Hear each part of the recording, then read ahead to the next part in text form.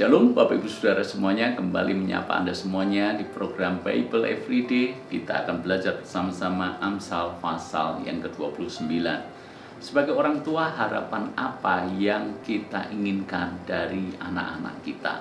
Tentu saja kita menginginkan anak kita menjadi anak yang takut akan Tuhan, menjadi orang yang berhasil, menjadi orang yang memberikan dampak secara positif bagi orang-orang di sekelilingnya, menjadi anak yang berguna, dan seterusnya. Itu adalah harapan kita sebagai orang tua. Dan tentu saja tidak salah memiliki harapan seperti itu kepada anak-anak kita. Namun yang menjadi pertanyaannya adalah seperti ini. Bagaimana supaya hal itu bisa terwujud? Bagaimana supaya nanti di masa tua kita menyaksikan anak-anak kita itu benar-benar menjadi orang, dalam tanda kutip tentunya. Bagaimana melihat mereka ini hidupnya takut akan Tuhan, menghormati Tuhan, dan juga berhasil dalam pencapaian hidupnya. Maka nasihat firman Tuhan yang hendak kita pelajari sama-sama di dalam Amsal pasal 29 ini adalah seperti ini, bahwa anak kita tidak serta-merta menjadi berhasil dengan sendirinya, tidak serta-merta akan menjadi hidup takut akan Tuhan dengan sendirinya, tidak serta-merta. Kalau bisa terjadi serta-merta, itu kasih karunia.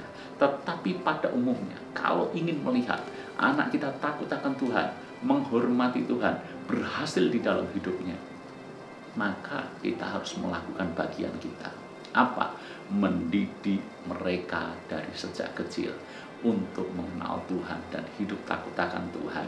Mendidik mereka dari sejak kecil untuk menghargai kehidupan, untuk menghargai waktu, untuk mengelola banyak hal semenjak masih kecil.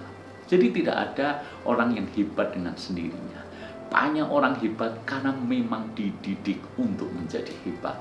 Karena itu di dalam ayat 17 dikatakan, didiklah anakmu, maka ia akan memberikan ketentraman kepadamu dan mendatangkan sukacita kepadamu. Satu kali kelak kita hanya akan mengalami dua hal, sukacita atau duka cita kalau berhubungan dengan anak. Harapan kita adalah anak mendatangkan sukacita, bukan duka cita. Anak memberikan kebahagiaan dan bukan menjadi beban. Kalau ingin kita mendapatkan sukacita dari anak kita, inilah yang harus kita lakukan. Didik anak kita. Mendidik dalam segala hal. Yang terutama adalah mendidik untuk hidup takut akan Tuhan. Yang terutama adalah mendidik dalam budi pekerti. Mendidik mereka menjadi orang yang punya sopan santun, tata krama, punya etika, bisa menempatkan diri, jujur, berintegritas. Itu hal-hal yang harusnya kita tanamkan sejak dini kepada anak-anak kita. Kalau kita tidak melakukan bagian kita itu satu ini, mustahil atau sangat sulit, bahkan bisa saya sebut hanya kasih karunia.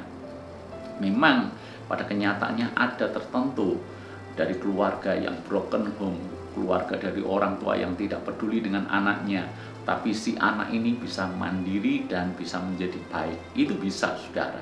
Namun kita bicara pada umumnya. Kalau pada umumnya yang terjadi adalah seperti ini. Anak menjadi seperti apa? Tergantung bagaimana kita mendidik mereka.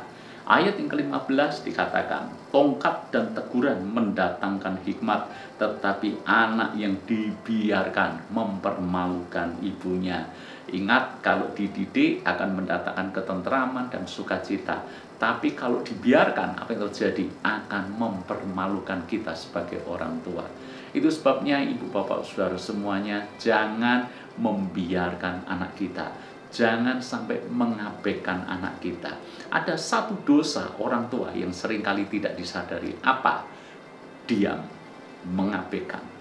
Kita membiarkan anak kita begitu saja. Ingat, itu sebuah kesalahan dan itu sebuah dosa orang tua. Anak tidak bisa didiamkan dan diabaikan. Anak harus dibimbing, anak harus dididik, anak harus diasuh. Kalau salah, ia harus ditegur. Kalau benar, ia diapresiasi. Saya rasa dengan cara pola asuh, mendidik terus-menerus dalam prinsip-prinsip firman Tuhan, anak kita akan bertumbuh menjadi anak yang takut akan Tuhan dan berhasil sehingga mendatangkan ketentraman dan sukacita bagi kita semuanya di waktunya nanti.